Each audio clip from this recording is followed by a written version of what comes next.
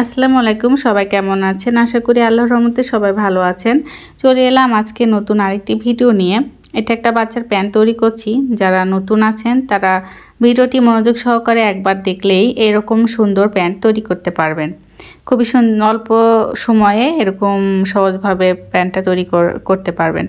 তো আমাকে অনেক আপু কমেন্ট করেছেন যে তারা সেলাই কাজ পারে, কিন্তু তাদের পরিবার বা হাজব্যান্ডের সাপোর্ট না পাওয়ার কারণে তারা সেলাই কাজ করতে পারছেন না, কিংবা সেলাই মানে করার ইচ্ছা আছে কিন্তু সাপোর্ট না পাওয়ার কারণে তারা সেই কাজগুলো করতে পারছে না। মেয়েরা যদি কোনো কাজ করতে চায় তখন কিন্তু তাদের পরিবারের লোকদের সাপোর্ট খুব দরকার। একজন মেয়ে স্বাবলম্বী হওয়ার পেছনে হাজব্যান্ড এর সহযোগিতা এবং সাপোর্ট খুব দরকার। পরিবারের সাপোর্ট পেলে মেয়েদের সামনে এগিয়ে যেতে অনেক সহজ হয়। কিন্তু যদি পরিবারে কেউ বা হাজব্যান্ড কোনো কাজে সাপোর্ট না করে, সাহায্য সহযোগিতা না করে, সেক্ষেত্রে কিভাবে আপনি সামনের দিকে এগিয়ে যাবেন? তো প্রথমে আপনার নিজে প্রশ্ন করেন যে আপনি কি চান? আপনি কি নিজে স্বাবলম্বী হতে চান?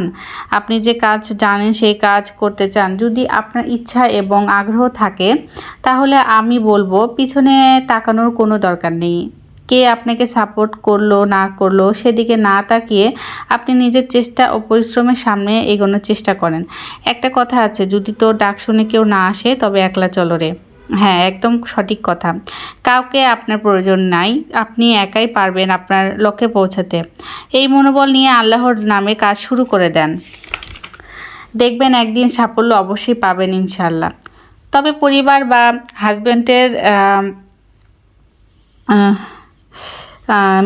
হাজব্যান্ডের সাপোর্টে মেয়েরা যদি কোনো কাজ করতে চায়, অমতে যদি মেয়েরা কোনো কাজ করতে চায়, সেটা ভালো কাজ হলে যদি সবাই বাধা দেয়, সেক্ষেত্রে আপনাকে সবার সাথে লড়াই করতে হবে। লড়াই বলতে কথার লড়াই। তাদের আপনার ভাষাতে বোঝাতে হবে, বোঝাতে হবে যে সে অনেক কথা আর কি বোঝাতে গেলেও কিন্তু আপনাকে অনেক কথার মুখে পড়তে হবে, অনেক কিছু সহ্য করতে হবে, কিন্তু সব সহ্য করে আপনাকে কাজ এগিয়ে নিয়ে যেতে হবে। কারো কথায় কান না দিয়ে কাজ করে যেতে হবে। নিজেকে প্রতিষ্ঠিত করার জন্য নিজের প্রতিভা, নিজের ইচ্ছা, নিজের স্বপ্ন আশা যদি পূরণ করতে চান তবে কারো সাপোর্ট ছাড়াই আপনাকে কাজ করতে হবে, তবেই তো নিজের লক্ষ্যে পৌঁছাতে পারবেন।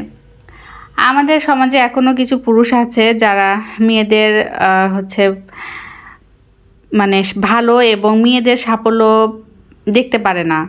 তারা চায় যে মেয়েরা সব সময় ঘরবন্দি হয়ে থাকবে এবং তাদের কোনো চাওয়া পাওয়া কিছুই থাকবে না। এরকম এখনও আছে আমাদের সমাজে কিছু পুরুষ।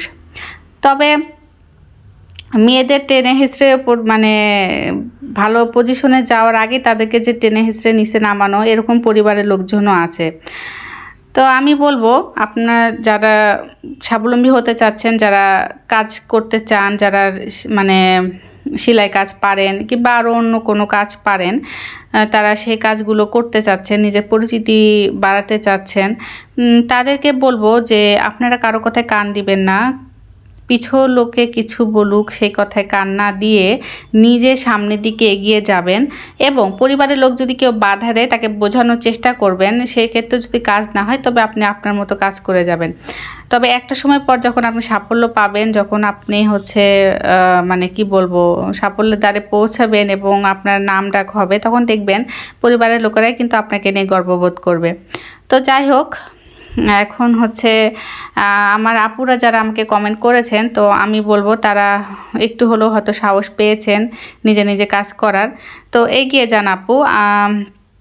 আর যদি আপনাদের কোনো প্রশ্ন থেকে থাকে তো আমাকে কমেন্ট বক্সে জানাবেন, আমি আপনাদের প্রশ্নের উত্তর দেওয়ার চেষ্টা করব। তো যারা আমার ভিডিওটি দেখছেন তারা প্লিজ আমার ভিডিওতে লাইক করে দিবেন, আর আমার চ্যানেলটি সাবস্ক্রাইব করে আমার পাশে থাকবেন।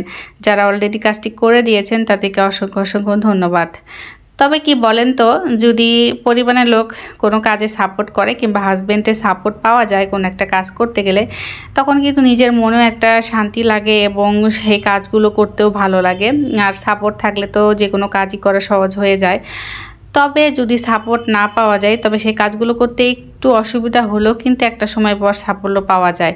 তো যাই হোক, মন খারাপের কিছুই নেই, নিজের চেষ্টা করুন, নিজের চেষ্টায় নিজেই সামনের দিকে এগিয়ে যান। তো এটা একটা বাচ্চা প্যান্ট তৈরি করছি। দেখেন, আপনাদের সঙ্গে কথা বলতে বলতে কিন্তু প্যান্টটা অলরেডি তৈরি করা হয়ে গেছে। এখন আমি প্যান্টে রবার লাগাচ্ছি।